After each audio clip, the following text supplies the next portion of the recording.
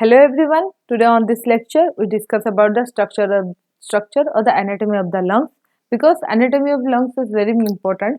By knowing this the basic concept of the lungs, we discuss about the disease portion of the respiratory system. So first the discuss about the lung structure. So the lungs is the pair spongy organ. It's both sides is present. It's called as a pair spongy organ. It is made of the pseudostratified ciliated columnar epithelial cell. The pseudo, the names is indicating it is a false, because it is seems that there is a multiple layer are present, columnar epithelial cells are present, but it is a single layer columnar epithelial cell. So it is called pseudostratified ciliated columnar epithelial cell. And the main function of the lungs is what? The supply of oxygen to the blood, through the blood to the whole part of our body. So during the inspiration we breathe in the air, and the air moves from the nostril to the pharynx and the larynx, then goes to the trachea, and last one is the lungs. In lungs, the trachea bifurcation takes place. In the both sides, right and the left lungs, we see the bronchi that will be enter, and this bronchi further divided into primary bronchi, secondary bronchi, tertiary bronchi. Next is the bronchial structure, and this bronchial structure, the diameter will be narrow, and the inner layer is there is no cartilage is found, as is seen in the trachea. There is no cartilage are found. The smooth muscle layers are present, which will help in for the gas exchange, and at the terminal end of the bronchiole there is the alveoli sacs are present, and similarly, and in this alveoli sacs there are about 500 to 700 millions of alveoli are present in an adult body. So by this way the bifurcation takes place of the trachea, and the both sides the again subdivided into primary, secondary and the tertiary bronchi next to the bronchioles, and the terminal end, that is the presence of alveoli. Let's see the structure of the lungs. So if this lungs is conical structure, and the upper one is the apex is called, the lower one is called the border or the base, and they sit on the diaphragm. So the diaphragm that is present on the lower part, and this is the separate the thoracic cavity to the abdominal cavity. Next, see the surface of the lungs. So the surface is, one is the costal surface, middle one is called the mediastinal surface, and the lower part is called, that is the diaphragmatic surface. Next, the border, that is very important, the border of the lungs.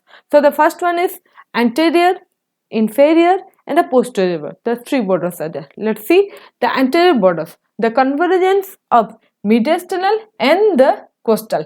So the mediastinal and the costal, that is called the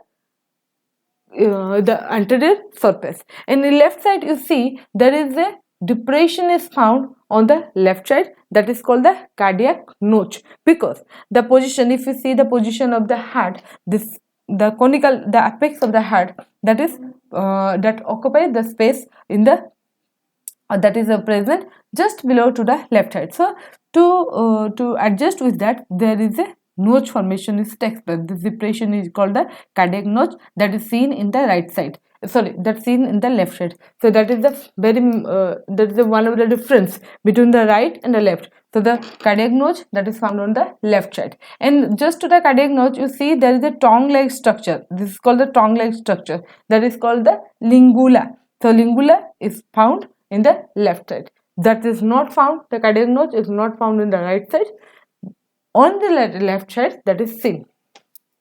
Next to the inferior border. So the inferior border, that is the separate the mediastinal and the costal, the separate the mediastinal and the costal, that is the inferior border. And the posterior, that is the smooth surface that is present on the posteriorly. These are three border: anterior border, inferior border and the posterior border.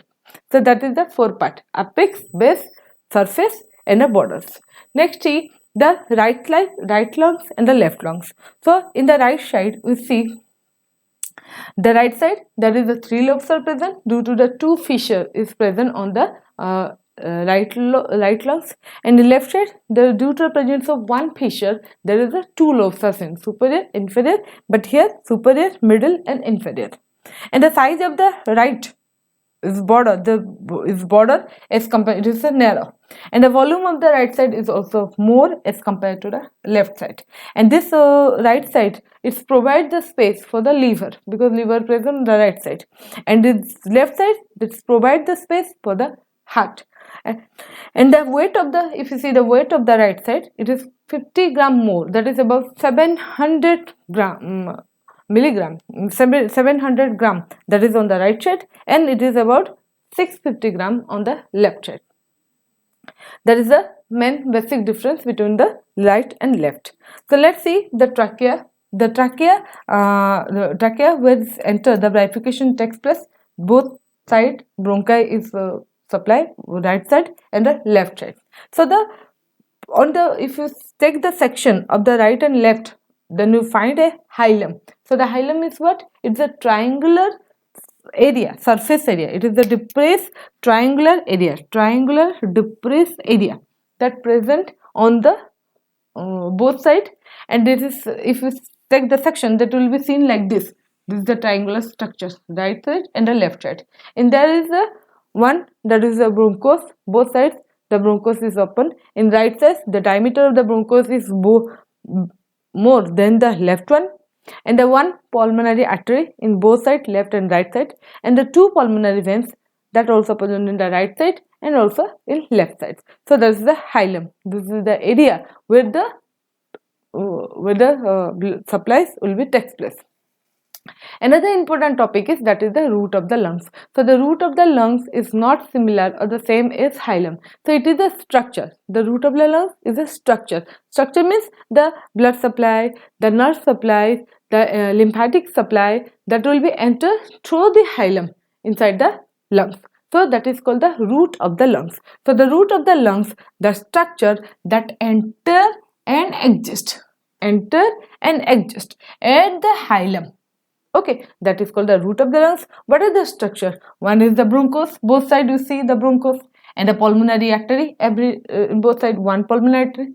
Pulmonary, two pulmonary veins are there. Lymphatic supplies is there, and also the blood supply, that is the bronchial artery and the bronchial veins, that is the blood supply to the lungs, and the nerve supply, that is the anterior posterior pulmonary plexus. So that is the nerve supply. This complex or this complete structure is called the root of the lungs. Next, see the root of the lungs. Let's see about the alveoli. So the alveoli is called the functional unit of the lungs because the alveolary wall, the alveolary wall, that is smooth squamous cells are present, and it is covered by network of capillaries. So if you take one alveoli, that see is the smooth squamous cells are present and the outer capillaries are surrounded it, and this what happen, the oxygens that will be diffuse through this basement membrane to the capillaries, and in the capillary the carbon dioxide that will be rush into the alveolary sacs, and by the expiration this carbon dioxide comes out. So the whole the lungs is covered by a pleural cavity.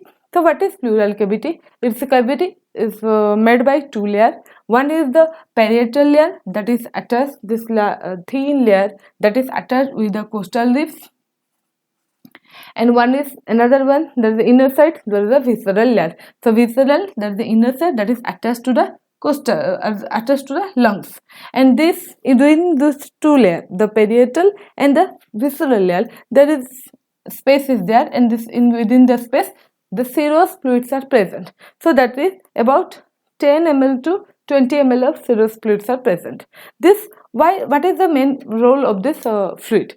Because we see when the two glass surface we are moving one over the another, then there will be friction will be takes place. Similarly, if the two layer visceral and visceral, if there is nothing is there, then what happens? The gliding will be takes place, because every time with inspiration our intercostal muscle that will be moved outward and upward and up, and an expiration, it will be recalled to its normal position. So the upward and the backward will be takes place. Due to this, as the costal intercostal muscle extend, so the parietal layer that also be extend, and also the visceral layer that will be stretch extend some up. So if there is a fluid, if the serous fluid is spread, that will be allowed, that will be help avoid the friction. So that's why a fluid is present. So when these two glass pieces is not moving, if you put some drop of water, then it is easily move one surface over another. So that is the main function of the pleural cavity. So it's also helpful for the cushion. It's acts as the cushion, or then protect the lungs. So this is the so the lungs. So within the pleural cavity, so the pleural cavity that's cover the lungs. And this alveoli, you see, there is about 500 to 700 millions of alveoli are present in our adult human. And if you stretch this alveoli is be spread in a flat area, then you find it's cover at area of 70 meters square, and that was near about one half of the tennis ground. You see, that's one half of the tennis ground. So this alveoli space is mainly main function is the exchange of the gases, oxygen and the carbon dioxide. So that's why the alveoli is called the functional unit. And the alveoli within the alveoli there are two cells are present, that the type 1 parenchymal cell and type 2 parenchymal cell. So the type 1 parenchymal cell helps for gas exchange, and type 2 parenchymal cell that is secrete a surfactant. So surfactant is a protein structure that will be secret within the alveolar sac. So as you are telling that alveolar sac is just like a balloon. So you see a balloon that will be expand, and also by pressure it will be expand, and that will be come back, and few days that will be squeeze.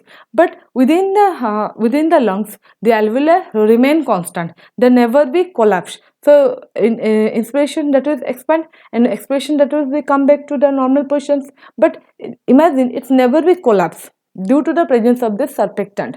So the surfactant is very much important, because that will be never allowed to the collapsing of the alveolar sac. If the alveolar sac will be collapsed, then the process of gas exchange will not be occur. So in some disease condition, pathogenic disease condition, there will be problem, that will be infections or inflammation that will be within the alveolar sac. So the further oxygen so the exchange of the oxygen will not be take place, then the condition of the patient will be going deteriorate. So this is all about the structure of the lungs. And the nerve supply, that is the both sides of the left and right lobes is supplied by the anterior posterior pulmonary nerve plexus, and the blood supply, that is the branchial artery and the branchial veins. This is all about the structure of the lungs. Hope you understand. Thank you for watching, and please subscribe my channel.